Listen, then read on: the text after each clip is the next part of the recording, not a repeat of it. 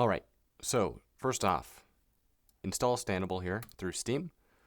It should not take very long, it's a very small file. So now that we have it installed, we need to open up Steam VR. Once it's installed, the UI should automatically open with Steam VR, but if it doesn't, either way we want to go into settings here and double check that the startup and shutdown are properly selected here. So in add-ons, make sure that Standable is enabled. So you can make sure that is on. And then in here, if you want the Standable settings UI to open up with Steam VR, make sure that this is also on. This is not required for Standable to run, but the add-on that is just named Standable is required. And then just to make sure, restart Steam VR, let that do its thing. So we are now in Steam VR here and in our headset. If we look down, we should see our estimated body. But first we need to make sure that our floor height is calibrated. You only have to calibrate the floor once. After that, it will be saved for all the future sessions. No need to have to set it every single time. So to set the floor height, place one controller on the floor, stand about 4 feet away. You'll hear 3 pops. After the third pop, it will set the floor height to the controller position. And after setting your floor height, you can lock floor offset in the Standable UI, so then it won't change the floor height. It'll basically just lock it in place. So once you get your floor height set, it is now time to hop into your game of choice, mine being VR chat here. Alright, so now we're in VR chat. To calibrate, we'll click the Calibrate FBT button in the quick menu. And what that'll do is put you in calibration mode. So you'll be able to see these spheres in each of the positions of the virtual trackers. And if you want, you can go down to Tracking in IK and select the full body tracking tracker model to system instead of sphere. What that will do is set it so you can actually see the Standable proxy tracker models instead of the spheres. So now that you're in calibration mode, all it takes is to hold a T-pose. You'll hear 1 click, and then press both triggers to leave VRChat's calibration mode, and put your arms back down, and you'll hear a 2nd click. That means that you've completed calibration. Alright, to show that again, open up the menu, click Calibrate FBT. Your avatar will now go into a T-pose. Copy that T-pose until you hear the click. Press both triggers to leave VRChat's calibration, and then put your arms back down, and you're free to move around. Some avatars will align properly with Standable's T-pose. As you can see with this one here, it aligns and basically almost you can't even see the trackers. So when you calibrate, it's very close to the actual positions of the trackers, but that's not always the case. Some avatars are moved forward or back differently, have wider stances or rotated feet. As you can see with this one, it has most of the body further back. So when I calibrate, things are pushed back much further than I'd prefer. So to help with this, you can enable any of these alignment options, either stance alignment, rotation alignment, or depth alignment. We'll start with stance alignment. While in calibration mode, moving your arms in and out will adjust the foot stance in and out, so you're able to properly align with the avatar's foot stance. Rotation alignment does a very similar thing, but instead, it does it for feet's rotation by rotating your controllers in and out. So this avatar has a little bit of a splay on the feet, so having feet straight forward isn't exactly accurate, so I can rotate them out a bit. So when it calibrates, they are looking forward. And then finally, the depth alignment allows you to move all of the Standable trackers forward and back by moving your hands forward and back, so you can align it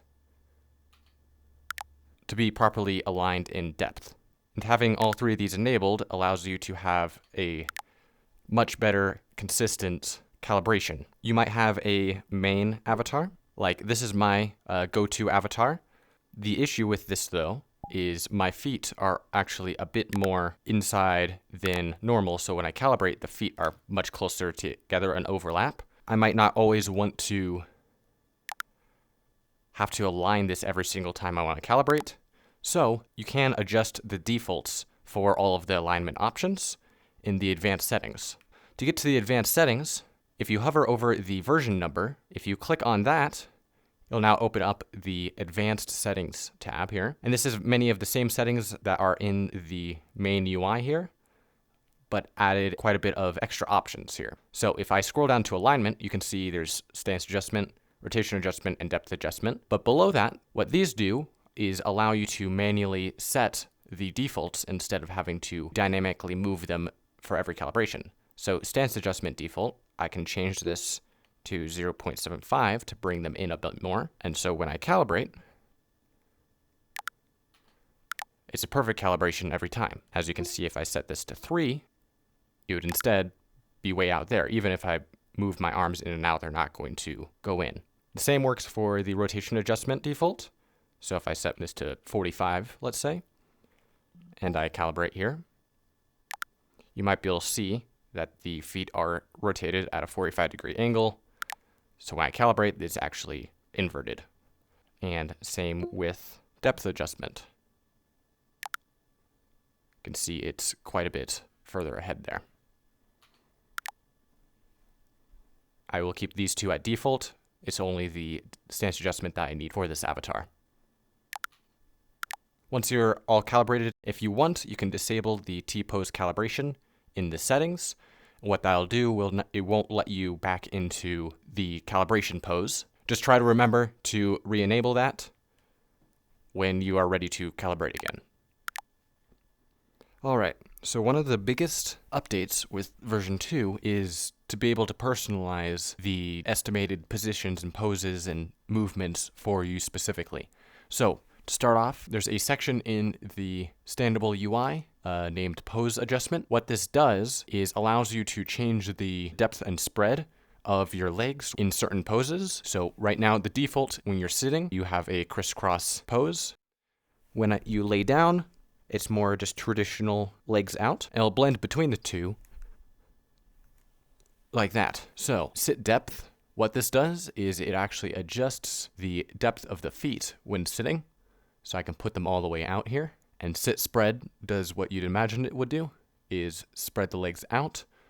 Or if you have lower values, you can have them cross over each other. So you can have kind of this look. We can now look at lay depth and lay spread. It's basically the same thing.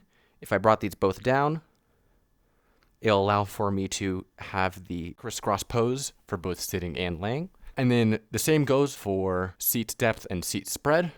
This is for when you have the standable seat estimation enabled. It allows you to adjust the pose for that. So same thing with depth here. You can bring the feet in or push them out. And then the spread can go into a cross or a half cross legs motion, whoever fits your style. So now a couple other customization options.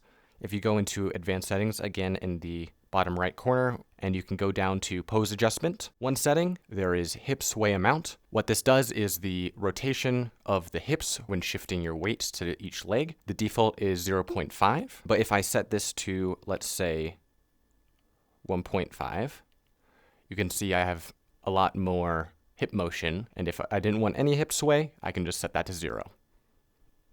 A similar but slightly different setting is the hip counterbalance.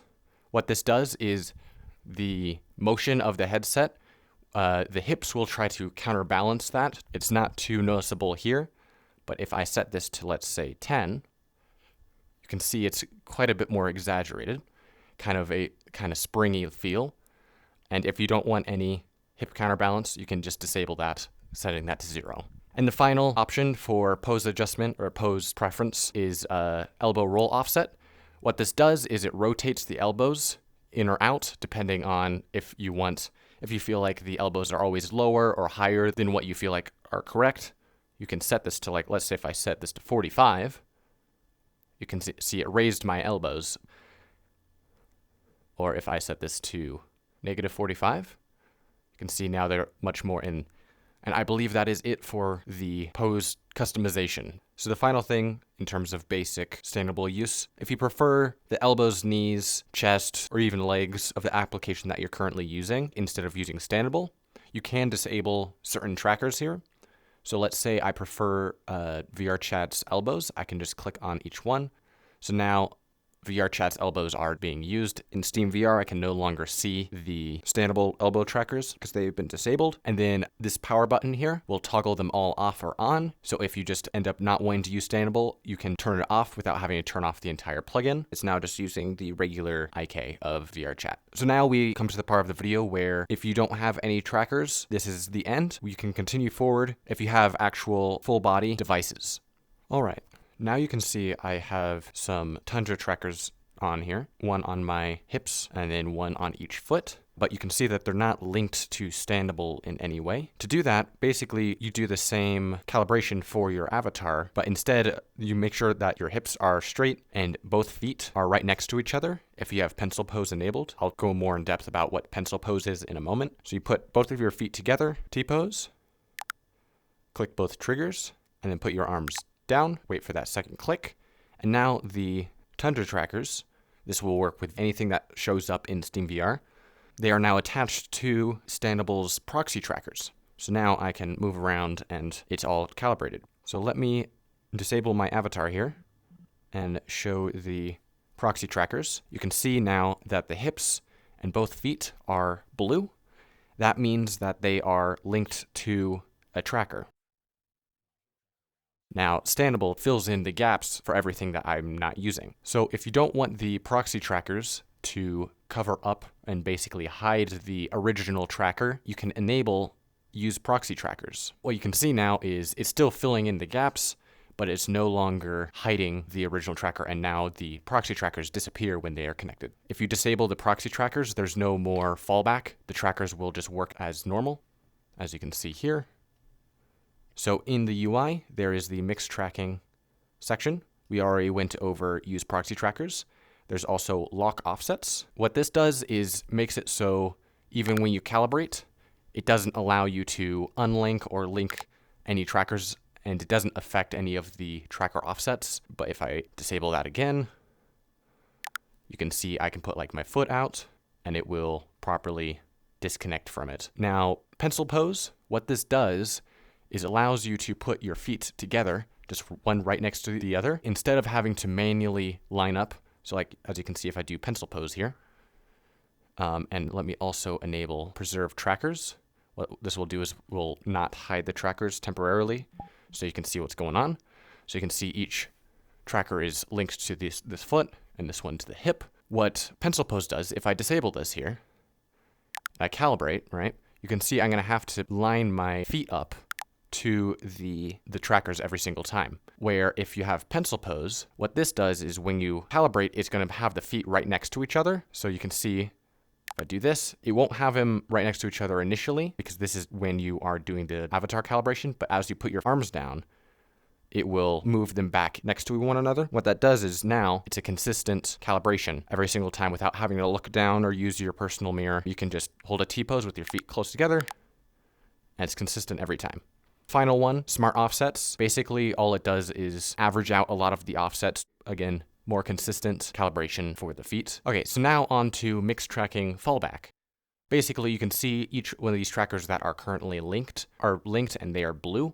That means that they are properly linked and tracking well. Basically, fallback allows for a tracker fallback to Standable estimation if it loses tracking or gets occluded for too long. And so what that looks like is if I cover up my tracker here, it's now no longer using the tracker position because it's currently occluded by my hand. And so what it's doing is now using a Standable algorithm to at least estimate the general movements of the hips. And you can see it turns orange when it's falling back, so you can know that it is not currently tracking well, but then when it gains tracking again, you can see it turns blue. I am cutting a little bit out. VRChat takes around 10 seconds for the tracker models to actually update. In SteamVR, they update instantaneously. But you can see there, it just swapped to blue again because it's tracking well. And the same goes for feet. Like if I grabbed a blanket here and threw this over my feet, it is now using the regular Standable feet. Also, I accidentally occluded my hip with my shirt there. So you can see now it's using the Standable feet and the tracker hip. If I go to the advanced settings, again, for the final time, in the bottom right corner here, if I go down to fallback here, there is 3 options for fallback. There is tracking status, distance, and complete tracking loss. Tracking status is a trigger fallback based on the device's SteamVR tracking status. So if a tracker is occluded in any way, even if it's running fine and position is stable, it will still fall back. It can be a bit more sensitive, so it's default to be disabled. Distance fallback is you'll trigger the fallback when a tracker gets an unrealistic distance away from the rest of the body. As you can see, if I take my hip tracker off and move it far away here, it actually falls back because it's calculated that it doesn't make sense for the tracker to be that far out. But if I get it back near, you can see is tracking again.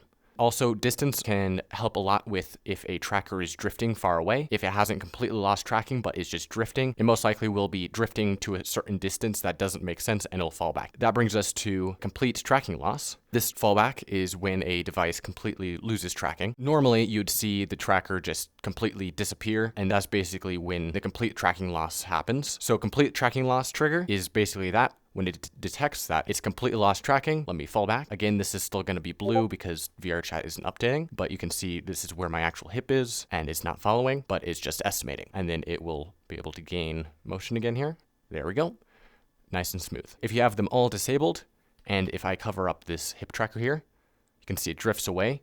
Instead of completely disappearing, it will stay stationary when it completely loses tracking. It's better than it disappearing, but it will still drift. Again, none of these fallback options are available if you have proxy trackers not enabled. And now the final thing we'll be looking at here is tracker overrides.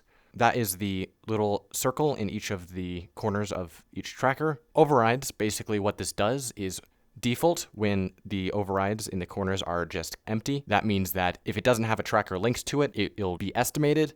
If a point has a 6DOF tracker linked to it, it'll use all 6 degrees of freedom. Or if it detects that it is a rotation only device, then it will use the rotation. In some cases, it won't be able to detect that it's a 3DOF device or like rotation only, or maybe you want to swap between them. You can manually override this. Part of this is if you click on the corner of a tracker, what you can see now is despite the hips being linked to a tracker, they are now just estimating. But if I also enabled that for both feet, now it's basically just full estimated standable without any trackers, but the trackers are still linked. So you can set them to estimated, or you can set them to rotation only by clicking it twice. What this does is it will just use the rotation of the tracker instead of the position, so as if it's a 3DOF device. Let's say that I put these trackers here on my elbows, and if I calibrate here, you can now see that the elbows are being tracked. They're linked to this now. But this is all 6 degrees of freedom, right? But if a device moves around a little bit too much and you really just want to use the rotation of it, what you can do is in elbow here, again, I can set these to rotation only. Now it's not using the position of the tracker, it's only using the rotation. And this can be done for all of the different trackers. If they are linked to like you can do it with the knees, the feet, hips, or the chest. Like if I wanted, I could take my hip tracker and throw it up on my chest, recalibrate here. If I set this just to rotation, it just uses the rotation. But yeah, so that's basically it. If you have any questions, feel free to ask. I'll do my best to answer. And feel free to hop over on the Discord, where there's a whole community that would love to be able to help as well. I hope this video was helpful if you are using full estimation or mixed tracking, and I look forward to future updates to improve this system even more. All I can really say now is enjoy.